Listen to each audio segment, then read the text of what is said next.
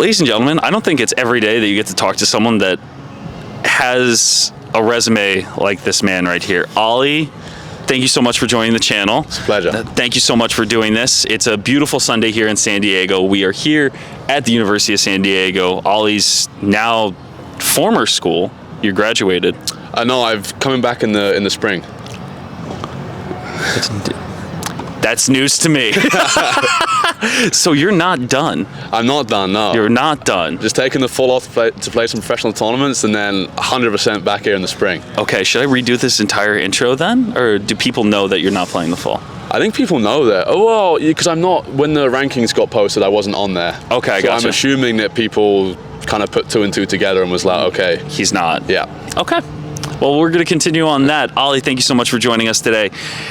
Where do we start with you? For college, you posted some of the best career stats for the University of San Diego, and where did that progression start for you? How did this all happen? Where do you think it started for you to see that success? I mean, I think it just comes from, just the values that we have at USD. I think, we value the right things, and that is just, like practice, just practicing really hard. If you, in our locker rooms, we have a bunch of quotes that we have and that, kind of we stand by. And, it's just showing up every day and just giving 100% and just stacking good days, upon good days. And I think, I feel like in the world of sport, people want like quick solutions. They want like magic fixes, and it doesn't happen, unless you're, unbelievably talented, but that doesn't, I feel like for most people that's just not the case. It's just coming out here, putting in extra work and just outworking people. And I think that's what we do as a team, and I think that's why if you look at my freshman year, sophomore year, junior year, we've just I think we finished top 30, and then we finished top 20, then we finished top 10. Like we're just always trending in the right direction. I think it's just a product of our practices and also our culture as well. What's been the quote that you've looked at the most, or which one has resonated with you the most in that locker room? There's a few. I can't actually quote one. Okay. I'm sure you can have find one. Yeah, you can have a little look, but it's they're just all, like, if you look at all of our quotes, they all relate back to our practice. Gotcha. That's the main thing at the end of the day. If you're practicing consistently, you're going to have consistent results, and that's just what kind of we stand by. And I think it's as I said, the reason we've had the success that we've had. And you playing at a school like San Diego and competing with other programs like a P4 school, it's amazing to see that kind of success that you've had with not just individual but team success as well. Where do you contribute that success in terms of where it comes from? I just think it's a big part of that is our culture. I think we have a great group of guys, and they're all invested. Everyone's 100% bought in, and I feel like when you actually have that, and no one's kind of on the fence. They're all giving it 100% each day. They're all contributing to a healthy environment where we're pushing each other forward each day. Obviously we're being competitive, taking stabs at each other in practice, talking some smack, but that's what makes it fun. It's what, at the end of the day, if someone's getting in my ear, like I'm going to respond. I'm not just going to back down from it. And that's, love that. I think that's what we do. Why we also do well when it comes to the season in college matches, because we're feisty, and that's what we kind of practice. That we set up, if it's like inter-squad duel matches or whatever it is, it's like competitive situations where we're all going after each other. And that's what makes it, not only allows us to get better, but also for me just makes it fun. So I think that's a big reason, just our culture, why everyone has got better and is going to continue to get better. You like trash talk? I do like to, okay. Especially in college. I feel like when you do play professional tournaments, there's a line. Yeah, 100%. I wouldn't be saying have my celebrations and like being as loud as I am in college as I am at Wimbledon, for example, which we'll get to. Yes, but I enjoy it. I feel like college is very special like that, and I feel like I know people can say what they want to say about it, but for me, and I think it makes it fun. I feel like for everyone involved as well, it's what makes college special and so fun. So you prefer the trash talk. Would you bring some of that? Well, you bring that energy into the professional level. You have. We've seen it. What makes it so I wouldn't say taboo on the professional level, or what makes it so different that people are not around to it like someone that played in college? In what sense? Sorry. In sense of when you play a professional that hasn't played college, and you bring that same energy and it rubs them the wrong way. What is it? What is that? Is that like a big thing that people are now getting into on the professional level, or is it just the college guys bringing it? I think definitely the college guys are a little bit more, louder and a little bit more extroverted maybe than the, people who have just gone straight professional. Yeah. But I think it's, I think it really, really helps, because I think, some people can, get a little bit thrown off by it. Yeah.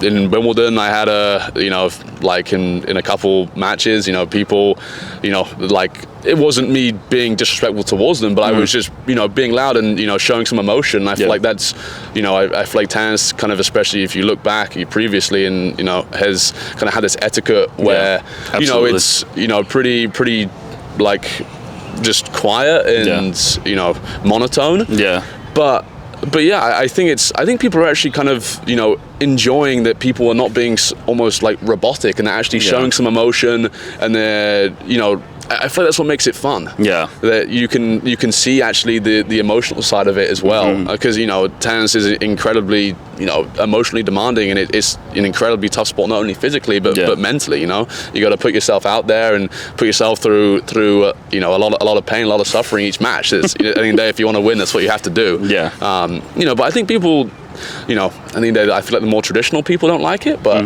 I feel like I've had a lot of compliments being like, yeah, I like the fact that you're a little bit more passionate. I can see it. You're, like I feel like it actually sometimes brings good attention. You see someone like Ben Shell and some of that. I feel like he's definitely a louder guy on tour, and obviously there are some people that don't like it, but I think for the most part, it's good that that you have people bring that little more energy. I think it makes it more fun and more exciting. It definitely does, and I think a lot of people are not used to it yet. And in terms of people that understand what you go through on a daily basis, like college tennis is supposed to be loud. Yeah. I feel like a lot of people that didn't go to college tennis, went straight to pros, don't know that side of the passion 100%. And the celebrations that you do. And like for you, what's been the best celebration you've done on court or you've seen so far?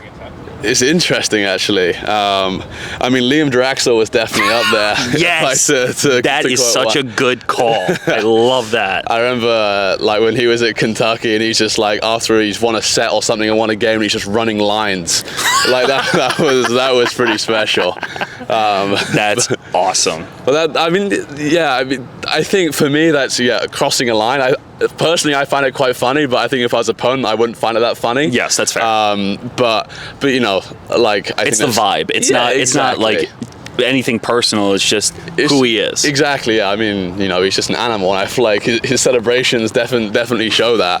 And credit to him. That's why he's had so much success. Yeah. So I feel like I don't want to be. I don't think Liam's he's very talented. Yes. But, I feel like one of the main reasons he had so success is because of who he is and, how physical, how mentally strong he is, and, let that be an asset, let it show.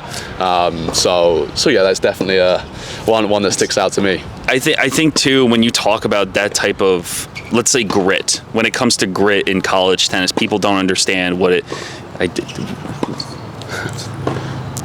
Here he is. There he is. We just got to take a small break to take a photo for James. No, you're good, James. When we talk about grit and the amount of hard work versus talent in that mentality-wise, I feel like college tennis is the perfect example of that. You don't have to be the most talented, but you could be the most hardworking, right? And kind of at least in the States, it's the blue collar mentality. You put your nose to the grindstone and you really work at it, and you out hustle someone versus the talent, right? 100%, yeah. And when we look at your talent and your skill level too, where do you contribute your game to, or what made your game what it is today? Yeah, I think I think a big part of it is I think I value the mental side a lot. Obviously there are tennis aspects which are equally as important, and sometimes someone can just be outright better than you, and it's just too good on the day.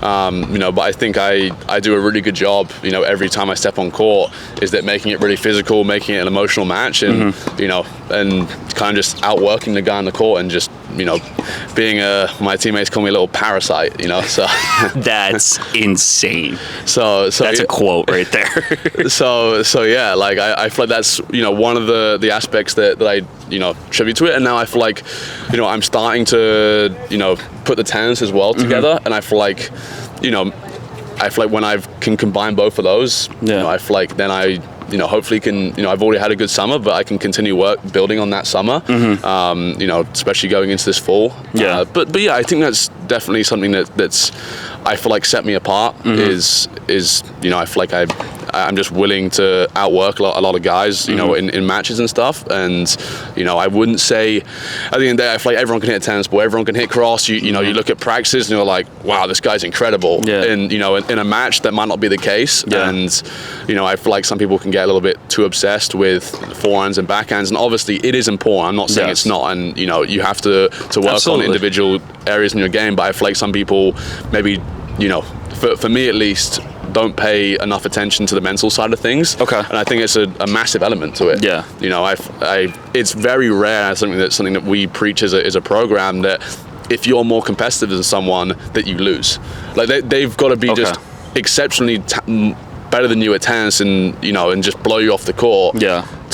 For someone to be not chasing balls down, or just not giving it 100% application each point, and still beat you. And I think that's a big thing that I value, and has definitely contributed to my success. Like when you talk about the mental side too, it seems like you really understood the grasp of it. And how long did that take you to kind of realize, like, this is the utmost important part that I should focus on? When did that kind of click for you? Yeah, I mean, I feel like it's just been something that I've just continued to learn. Okay. And my freshman year, especially first year, I struggled a little bit. Okay. Off the court, and I feel like that bled into the court, and I wasn't being as competitive. I didn't win.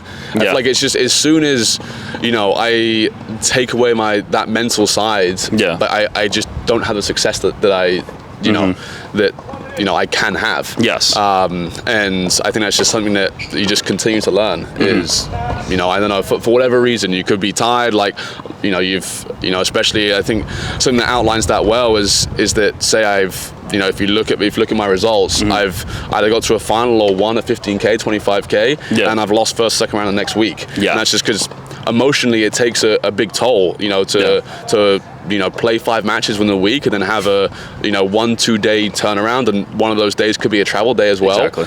And then you're having to get used to like new courts, or and it's just a lot to kind of press the reset button, and that's something that I haven't figured out yet. And I think that's outlined to me that the reason I'm not doing well back-to-back weeks yet, and something that I hope to get better at, is just because mentally I haven't quite figured out that component yet. I think that's definitely outlines how valuable that mental side is. I love that. And when we talk about success, at least our success, like the success that people define it as, we have to talk about Wimbledon. Like you've probably talked about this so many times, but first of all, what was the overall experience like for you?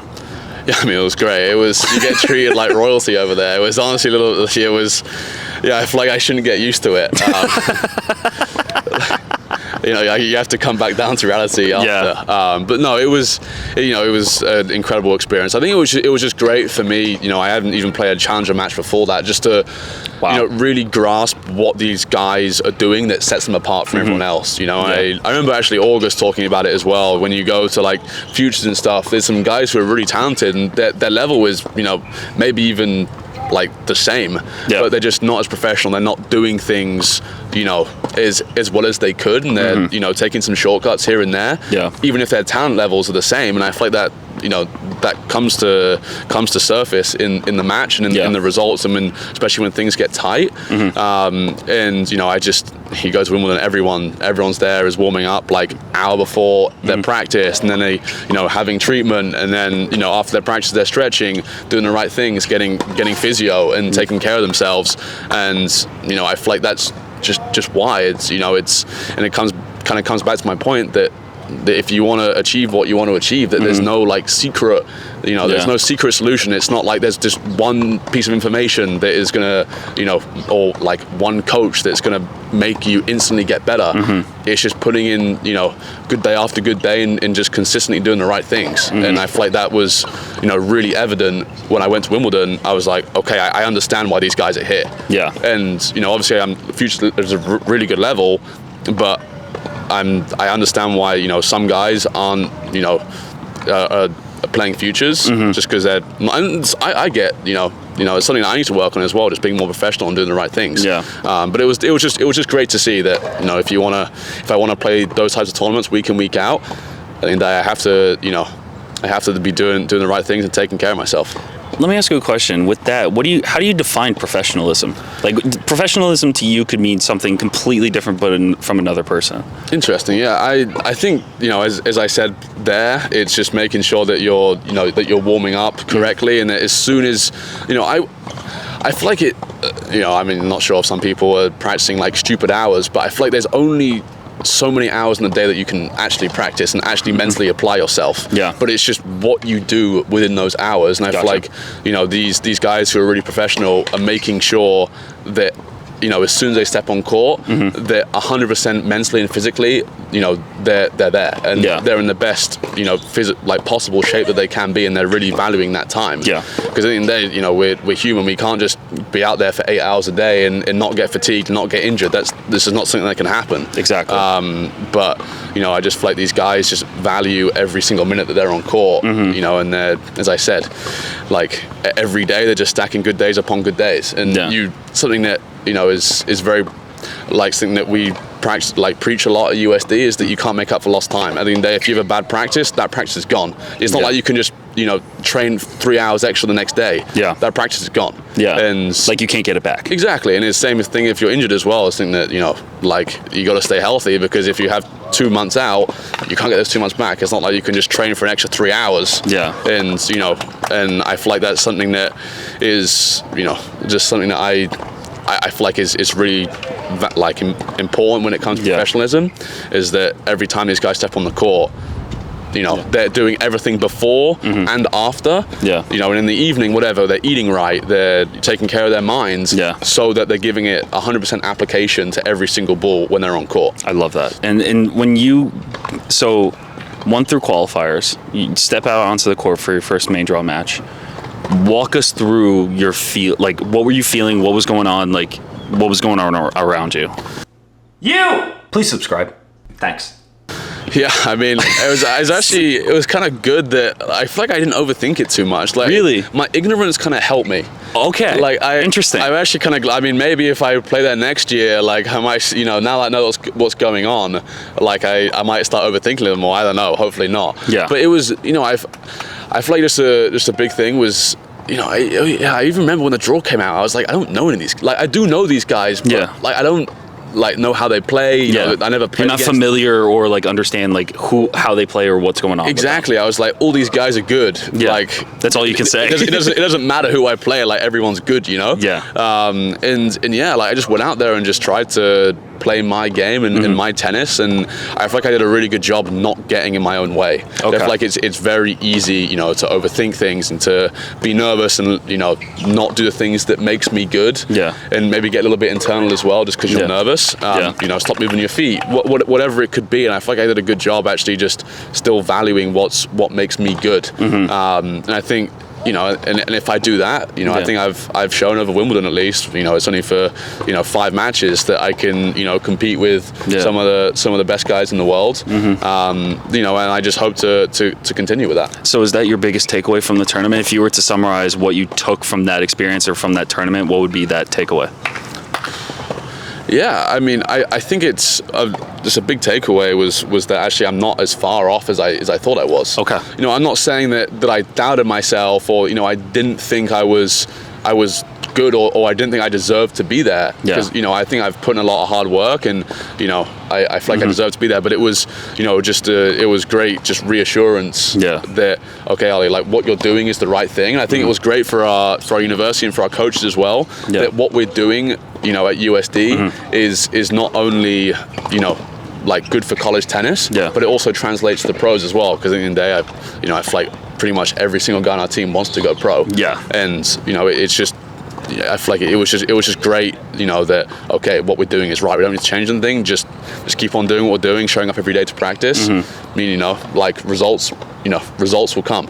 Yeah. And that was kind of the main thing. And also that college is, not only, like we already knew it was a great level, but like the top guys in college, they deserve to be, and they're winning matches and being competitive in guys who are like top 200. And exactly. Like, there are plenty of examples of that, like Colin Smith, Murphy Cassone. Yeah. All these guys, they're just Jake Fernley. Like, you give them a year out of college, and they're breaking 200, making Elliot Spizzeri as well. Like, making Grand Slam qualies, if not Grand Slam main draws. So it was just confirmation that okay, we're doing the right thing, and just stick with it. I love that. And to switch up a little bit to kind of end this interview, I do appreciate you doing this, by the way. This is awesome. What's your tennis hot take? Tennis hot take. In like, what would I change, or however you feel like, if you had a chance to change something, or if you have an opinion on something that not many people agree with, what's your hot take for tennis? I think I quite like it. The only thing that I would change, just because it benefits me, is give 30 seconds in between each point. But obviously, yes. I know that that's not going to happen. Okay, that's fair. But that's the only thing that I would change, because I usually am, getting at least one time violation every match. But yeah, I feel like fair. I really like how tennis is tennis is constructed. I wouldn't change anything. I wouldn't go for this play to 4 or something like that. Yeah. I wouldn't integrate lets in there. I think everything is You like it how it is. I like it how it is. I mean, at the end of the day, it's kind of, I feel like it's how I was just taught. Exactly, yeah. I feel like it's what I got used to. That's fair. But yeah, if there was something that I would have had to change, at the end of the day, if I had one thing, if I had free reign on something, I'd give myself 30 seconds in between each point. Okay. But that's interesting. I've never that's the first time, one, I've heard someone say I wouldn't change that much, and two, that 30 seconds is like the time to like. You're a slow player? I'm a slow player. Well, at least on my server, I like to take my time. You like to take your time. Yeah, I just find it tough. Like if I have like 10-15 seconds in between each point to actually get myself in the right headspace to figure out what I'm doing, what I'm trying to achieve each point. Like, obviously if I'm returning, it's something that I've got used to, but on my serve at least, like I feel like, I have that freedom to go at my own pace, and that's a pretty slow pace. And I feel like it does frustrate a lot of people. Well, that's the point. I'm the same way in that regard. Like I feel like when I play, this is a totally different level, by the way. This is like night and day, literally playing, but I feel like it's better to have more time to kind of reset yourself and just take a breath. But at the same time, I understand, spectators don't want to be waiting, they don't want to be waiting too long in between each point, which I get, and it's something that I need to, get a little bit better at. That's fair. But yeah, I just feel like it's tough. You play at 20-25 shots, and you have 20-25 seconds. Once you got to your towel, whatever. Especially done with everything. Especially at futures as well, when you're having to get a ball, get a towel.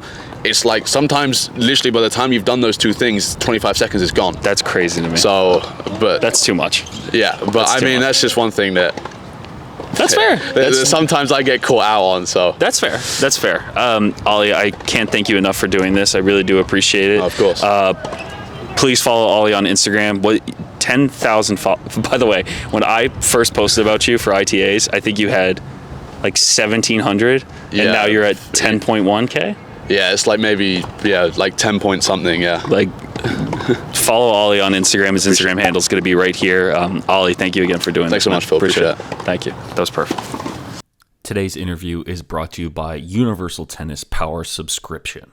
Not only do you get to see a more detailed number to see where you stack up against your opponents and other players on the UTR Sports website, but you also get power perks. Includes 30% off Tennis Warehouse, 30% off Total Pickleball, 35% off the UTR shop, 25% off Diadem, $30 off Whoop, and 20% off print, and so much more. If you are interested in that and you're interested in supporting the YouTube channel, make sure to check out the link in the description.